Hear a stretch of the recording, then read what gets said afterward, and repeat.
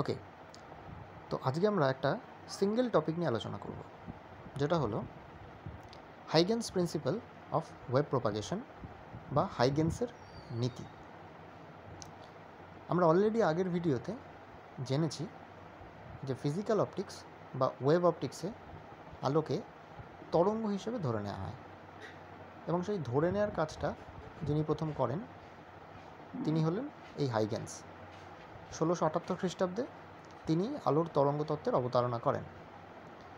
তাহলে যেহেতু আলো একটা তরঙ্গ, তাহলে আমাদের জানতে হবে সেই তরঙ্গ কীভাবে বিস্তার লাভ করে, কীভাবে ছড়িয়ে পড়ে, সেই জানিয়ে দেওয়ার কাজটা হাইগেন্সই করেছিলেন। আমরা আজকে সেই হাইগেন্সের তত্ত্বটাই বিস্তারিতভাবে জানব।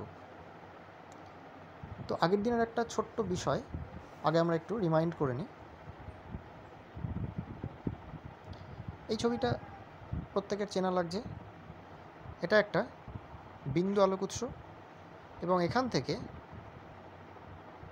যে বৃত্তচাপগুলোকে দেখানো হয়েছে এগুলোকে বলা হয় তরঙ্গ মুখ, যেটা অলরেডি আমরা আগের দিন জেনেছি।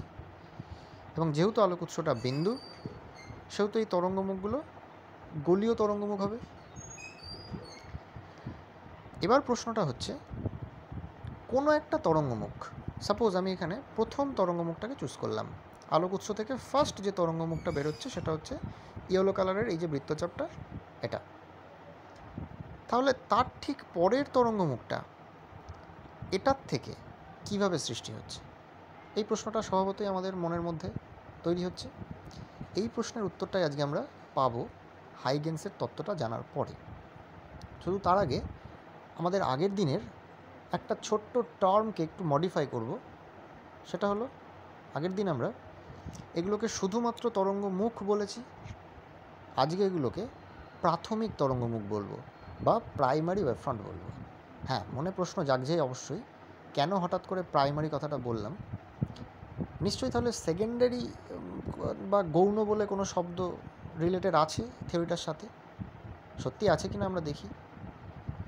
সো হাইগেন্সের তত্ত্বটাকে যদি পিক্টোরিয়ালি রিপ্রেজেন্ট করি, তাহলে সেই পিকচারটা দেখতে লাগে এরকম। এটা একটা বিন্দু আলোক উৎস এবং এখান থেকে আলোক রশ্মি, সেগুলোকে এরকম রশ্মির মতন চিহ্ন দিয়ে দেখানো হয়েছে। এবং আমরা জানি রশ্মি যে তলের ওপর লম্ব হয় সেই তলটা তরঙ্গমুখকে নির্দেশ করে। তাহলে এটাই হচ্ছে সেই তরঙ্গমুখ। আমি ধরে নিচ্ছি কোনো একটা নির্দিষ্ট সময়ে একটি তরঙ্গমুখ হলো এটি, এবং এখন আমরা এটাকে শুধু তরঙ্গমুখ বলবো না, এটাকে এখন বলবো প্রাথমিক তরঙ্গমুখ। হাইগেন্স বলছেন যে কোনো একটা প্রাথমিক তরঙ্গমুখ একটা নির্দিষ্ট সময়ে, এটা আলোক উৎস থেকে সৃষ্টি হয়েছে, সেই তরঙ্গমুখের উপর অবস্থিত প্রত্যেকটা বিন্দু, এই যে বৃত্তচাপটা এর উপরে অজস্র বিন্দু রয়েছে, প্রত্যেকটা বিন্দুই নতুন তরঙ্গ সৃষ্টির উৎস হিসেবে কাজ করে। অর্থাৎ এটা যেমন মূল আলোক উৎস, এখান থেকে আলোটা নির্গত হচ্ছে, সেরকম যে কোনো একটা তরঙ্গমুখের উপর অবস্থিত প্রত্যেকটা বিন্দু ভার্চুয়ালি যেন নতুন তরঙ্গ বা নতুন আলোক উৎস হিসেবে কাজ করছে। এই উৎসগুলোকে আমি আর তাহলে মূল উৎস বলতে পারবো না, এইটা আমার মূল উৎস বা এটাই আমার প্রাইমারি সোর্স। তাহলে এগুলোকে আমি গৌণ আলোক উৎস বা গৌণ বা সেকেন্ডারি সোর্স বলবো।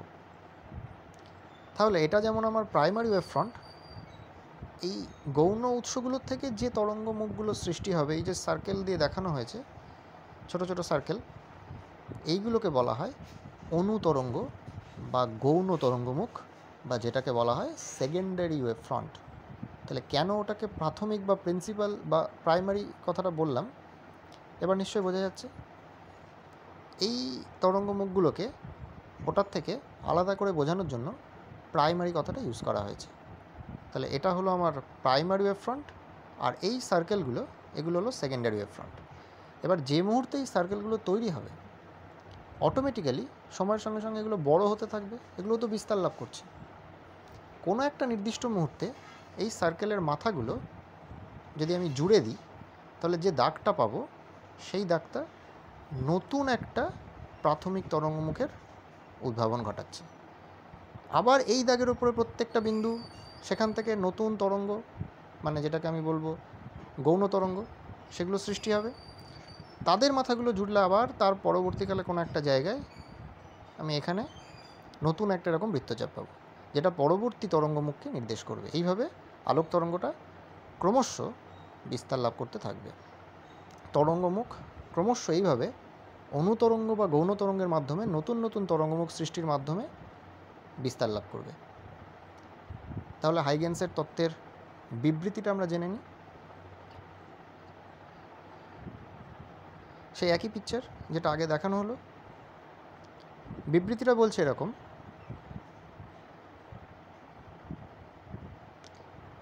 একটি সমসত্ব মাধ্যমে কোনো বিন্দু উৎস থেকে নির্গত প্রাথমিক তরঙ্গমুখগুলি চারিদিকে ছড়িয়ে পড়ে। তাহলে এখানে কোনো একটা জায়গায় যদি বিন্দু আলোক উৎস থাকে, তার থেকে নির্গত প্রাথমিক তরঙ্গমুখ সেটা চারিদিকে ছড়িয়ে পড়বে, এবং সেটা অটোমেটিক্যালি পিকচারে দেখানো হয়েছে, ছড়িয়ে পড়েছে। যে কোনো সময় যে কোনো একটি তরঙ্গমুখের ওপর অবস্থিত প্রতিটি বিন্দু নতুন গৌণ তরঙ্গ বা অনুতরঙ্গের উৎস হিসেবে কাজ করে।